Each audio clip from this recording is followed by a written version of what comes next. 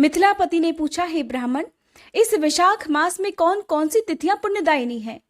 तब श्रुतदेव जी ने कहा, सूर्य के मेष राशि में स्थित होने पर विशाख मास में 30 तिथियां ही पुण्यदायिनी मानी गई हैं। एकादशी में किया हुआ पुण्य कोटि गुना होता है। उसमें भी स्नान, दान, तपस्या, होम, देव पूजा, पुण्य कर्म और कथा का श्रवण यदि किया जाए तो वह तत्काल मुक्ति देने वाला होता है। जो रोग आदि से ग्रस्त और दरिद्रता से पीड़ित है, वह मनुष्य इस पुण्यमयी कथा को सुनकर धन्य हो जाता है। विशाख मास मन से सेवन करने योग्य है, क्योंकि वह समय उत्तम गुणों से युक्त होता है। दरिद्र, धनाढ्य, पंगु, अंधा, नपुंसक, विधवा, साधारण स्त्री, पुरुष, बालक, युवा, वृद्ध तथा रोग से पीड़ित मनुष्य ही क्यों न हो, विशाख मास का धर्म सबके लिए अत्यंत सुख साध्य है। परम पुण्यमय विशाख मास में जब सूर्य मेष राशि में स्थित हो, तब पाप नाशिनी अमावस्या कोटि गया के समान फल देने वाली होती है। हे राजन, जब पृथ्वी पर महर्षि सावर्णी का शासन था, उस समय 30वें कलयुग के अंत में सभी धर्मों का लोप हो चुका था। उसी समय आनर्त देश में धर्मवर्ण नाम से विख्यात एक ब्राह्मण हुआ करते थे। मुनिवर धर्मवर्ण ने उस कलयुग में ही किसी समय महात्मा मुनियों के सत्रधाम में सम्मिलित होने के लिए पुष्कर क्षेत्र की यात्रा की। वहां कुछ व्रतधारी महर्षियों ने कलयुग की प्रशंसा करते हुए इस प्रकार कहा था, सतयुग में भगवान विष्णु को संतुष्ट करने वाला जो पुण्य 1 वर्ष में लाभ है, वही त्रेता में 1 मास में और द्वापर में 15 दिनों में साध्य हो जाता है। परंतु कलयुग में भगवान विष्णु का स्मरण कर लेने से ही उससे 10 गुना पुण्य प्राप्त होता है। कली में बहुत थोड़ा पुण्य भी कई गुना हो जाता है। और जो एक बार भी भगवान का नाम लेकर दया दान करता है और दुर्भिक्ष में अन्न देता है, वह निश्चय ही ऊर्ध्वलोक में गमन करता है। ये सुनकर देवर्षि नारद हंसते हुए उन्मत्त के समान नृत्य करने लगे। सभासदों ने पूछा, हे नारद जी, ये क्या बात हुई? तब बुद्धिमान नारद जी हंसते हुए उन सबको उत्तर देने लगे, नारायण नारायण, आप लोगों का कथन सत्य है। इसमें संदेह की बात नहीं कि कलयुग में स्वरूप कर्म से महान पुण्य का साधन किया जाता है तथा क्लेशों का नाश करने वाले भगवान केशव स्मरण मात्र से ही प्रसन्न हो जाते हैं।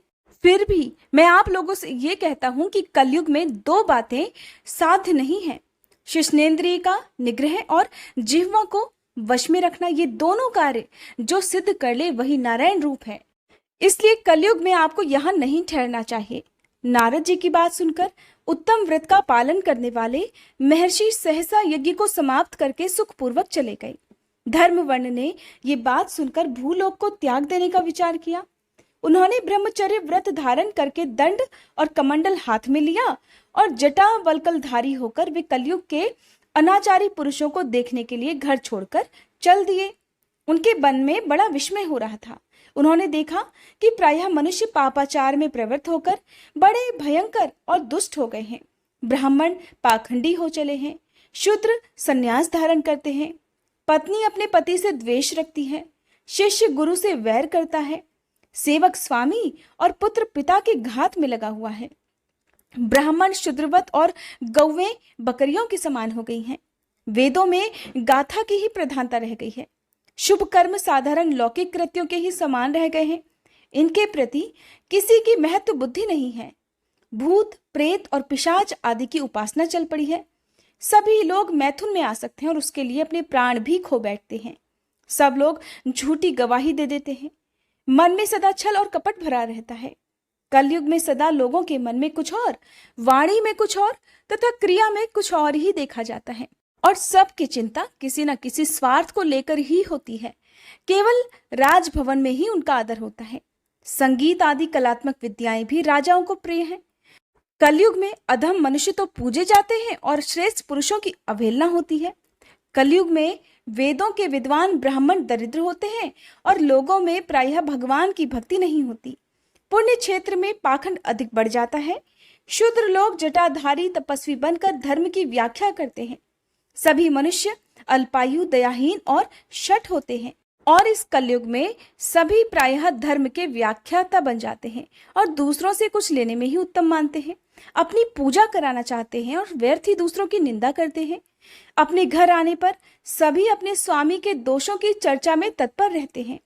कली में लोग साधुओं को नहीं जानते, पापियों को ही बहुत आदर देते हैं। दुराग्रही लोग तो इतने दुराग्रही होते हैं कि साधु पुरुषों के एक दोष का भी ढिंढोरा पीटने लगते हैं और पापात्माओं के दोष समूहों के भी गुण बतलाने लगते हैं। कली में गुणहीन मनुष्य दूसरों के गुण न देखकर उनके दोष ही ग्रहण करते हैं। जैसे पानी में रहने वाली जोंक प्राणियों के रक्त पीती है, जल नहीं पीती, उसी प्रकार जोंक के धर्म से संयुक्त होकर मनुष्य दूसरे का रक्त चूसते हैं। औषधियां शक्तिहीन होती हैं, ऋतुओं में उलटफेर हो जाता है, सभी राष्ट्रों में अकाल पड़ता है, कन्या योग्य समय में संतानोत्पत्ति नहीं करती, लोग नट और नर्तकों की विद्याओं से विशेष प्रेम करते हैं। जो वेद वेदांत की विद्याओं में तत्पर और अधिक गुणवान हैं, उन्हें अज्ञानी मनुष्य सेवक की दृष्टि से देखते हैं और वे सब के सब भ्रष्ट होते हैं। कलयुग में प्रायः लोग श्राद्ध कर्म का त्याग करते हैं, वैदिक कर्मों को छोड़ बैठते हैं, प्रायः जीवा पर भगवान विष्णु के नाम कभी नहीं लेते। लोग श्रृंगार रस में आनंद का अनुभव करते हैं और उसी के गीत गाते फिरते हैं।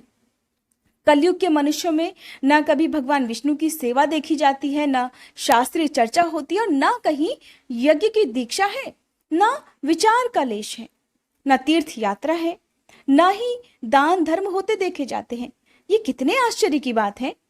उन सब को देखकर धर्म वर्ण को बड़ा भय लगा। पाप से कुल की हानि होते देख अत्यंत आश्चर्यचकित होकर वे दूसरे द्वीप में चले गए। सब द्वीपों और लोकों में विचरते हुए बुद्धिमान धर्मवर्ण किसी समय कौतूहलवश पितृलोक में गए। वहां उन्होंने कर्म से कष्ट पाते हुए पितरों को बड़ी भयंकर दशा में देखा। वे दौड़ते, रोते और गिरते पड़ते थे। उन्होंने अपने पितरों को भी नीचे अंधकूप में पड़े हुए देखा। उनको देखकर आश्चर्यचकित होकर दयालु धर्मवर्ण ने पूछा कि आप लोग कौन हैं? किस दुष्ट कर्म के प्रभाव से आप इस अंधकूप में पड़े हुए हैं? तब पितरों ने कहा, हम श्रीवत्स गोत्र वाले हैं।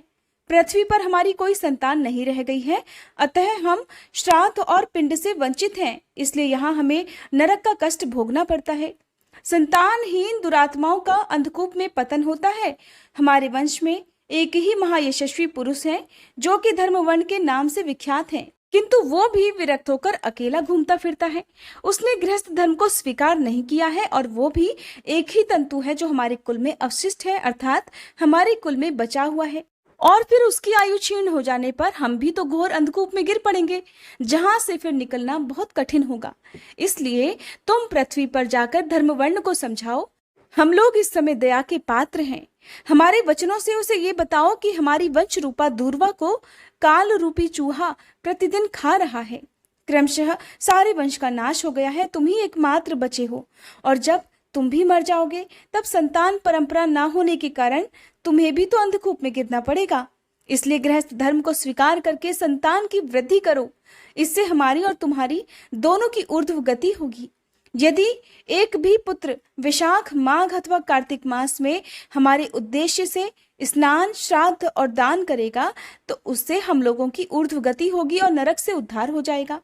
यदि एक भी पुत्र भगवान विष्णु का भक्त हो जाए, एक भी एकादशी व्रत रखने लगे, या फिर एक भी भगवान विष्णु की पाप नाशक कथा का श्रवण कर ले, तो उसकी 100 बीती हुई पीढ़ियां तथा 100 आने वाली पीढ़ियों का उद्धार होता है। वे पीढ़ियां पाप से आवृत होने पर भी नरक का दर्शन नहीं करती। दया और धर्म से रहित उन बहुत से पुत्रों के जन्म से क्या लाभ जो कुल में उत्पन्न होकर सर्वव्यापी भगवान नारायण की पूजा नहीं करते। इस प्रकार प्रिय वचनों द्वारा धर्मवर्ण को समझाकर तुम उसे विरक्तिपूर्ण ब्रह्मचर्य आश्रम से गृहस्थ आश्रम में प्रवेश करने की सलाह दो। पितरों की ये बात सुनकर धर्मवर्ण अत्यंत विस्मित हुआ और हाथ जोड़कर कहने लगा, मैं ही धर्मवर्ण नाम से विख्यात आपके वंश का दुराग्रही बालक हूँ। यज्ञ में महात्मा नारद जी का ये वचन सुनकर कि कलयुग में प्रायः कोई भी रसनेन्द्रिय और शिष्णेन्द्रिय को दृढ़ता पूर्वक संयम में नहीं रखता, मैं दुर्जनों की संगति से भयभीत होकर अब तक दूसरे दूसरे द्वीपों में ही घूमता रहा। और अब जबकि कलयुग के 3 चरण बीत चुके हैं, अंतिम चरण में भी 3.5 भाग बीत चुके हैं, मेरा जन्म तो व्यर्थ ही बीता है, क्योंकि जिस कुल में मैंने जन्म लिया उसमें माता पिता के ऋण को भी मैंने नहीं चुकाया। पृथ्वी के भारभूत उस शत्रु तुल्य पुत्र के उत्पन्न होने से क्या लाभ, जो पैदा होकर भगवान विष्णु और देवताओं तथा पितरों की पूजा ना करे। मैं आप लोगों की आज्ञा का पालन अवश्य करूंगा। बताइए, पृथ्वी पर किस प्रकार मुझे कलयुग से और संसार से भी बाधा नहीं प्राप्त होगी। तब धर्मवर्ण की बात सुनकर पितरों के मन को कुछ आश्वासन मिला। तब कहने लगे कि पुत्र, तुम इस गृहस्थ आश्रम को स्वीकार करके संतानोत्पत्ति करके हमारा उद्धार करो। जो भगवान विष्णु की कथा में अनुरक्त होते, निरंतर श्री हरि का स्मरण करते और सदाचार के पालन में तत्पर रहते हैं, उन्हें कलयुग कोई बाधा नहीं पहुंचाता। हे मानद, जिसके घर में शालिग्राम शिला अथवा महाभारत की पुस्तक हो, उसे भी कलयुग बाधा नहीं दे सकता। जो वैशाख मास के धर्मों का पालन करता है, माघ स्नान में तत्पर होता है और कार्तिक में दीप दान करता है, उसे भी कलयुग की कोई बाधा प्राप्त नहीं होती। जो प्रतिदिन भगवान विष्णु की पाप नाशक और मोक्षदायिनी दिव्य कथाएं सुनता है, जिसके घर में बलि वैश्य देह होता है, शुभ कारिणी तुलसी स्थित होती है तथा जिसके आंगन में उत्तम गऊ रहती है, उसे भी कलयुग कभी बाधा नहीं दे सकता। अतः इस पापात्मक युग में भी तुम्हें कोई भय नहीं है। बेटा, शीघ्र पृथ्वी पर जाओ। इस समय वैशाख मास चल रहा है। ये सबका उपकार करने वाला मास है। सूर्य के मेष राशि में स्थित होने पर 30 तिथियां ही पुण्यदायिनी मानी गई हैं। एक एक तिथि में किया हुआ पुण्य कोटि कोटि गुना अधिक होता है। उनमें भी जो वैशाख मास की अमावस्या तिथि है, वह मनुष्य को मोक्ष देने वाली है। देवताओं और पितरों को वह बहुत ही प्रिय है, शीघ्र ही मोक्ष की प्रवृत्ति कराने वाली है। और जो उस दिन पितरों के उद्देश्य से श्राद्ध करते हैं, जल से भरा हुआ घड़ा और पिंड देते हैं, उन्हें अक्षय फल की प्राप्ति होती है। अतः हे महामते, तुम शीघ्र जाओ और अब अमावस्या हो तब कुंभ सहित श्राद्ध और पिंडदान करो। सबका उपकार करने के लिए, सबका उद्धार करने के लिए गृहस्थ धर्म का आश्रय लो। धर्म, अर्थ और काम से संतुष्ट हो और फिर उत्तम संतान पाकर मुनि वृत्ति से रहते हुए सुखपूर्वक द्वीप द्वीपांतरों में विचरण करो। पितरों के इस प्रकार आदेश देने पर धर्मवर्ण मुनि शीघ्रता पूर्वक भूलोक को चले गए। यहाँ मेष राशि में सूर्य के स्थित रहते हुए वैशाख मास में प्रातःकाल स्नान करके देवताओं, ऋषियों तथा पितरों का उन्होंने तर्पण किया। फिर कुंभदान सहित पाप विनाशक श्राद्ध करके उसके द्वारा पितरों को पुनरावृत्ति रहित मुक्ति प्रदान की। इसके पश्चात उन्होंने स्वयं विवाह करके उत्तम संतान को जन्म दिया और लोक में उस पाप नाशिनी अमावस्या तिथि को प्रसिद्ध किया। तदंतर वे भक्ति पूर्वक भगवान की आराधना करने के लिए बड़े हर्ष के साथ गंधमादन पर्वत पर चले गए। इसीलिए वैशाख मास की ये अमावस्या तिथि परम पवित्र मानी गई है।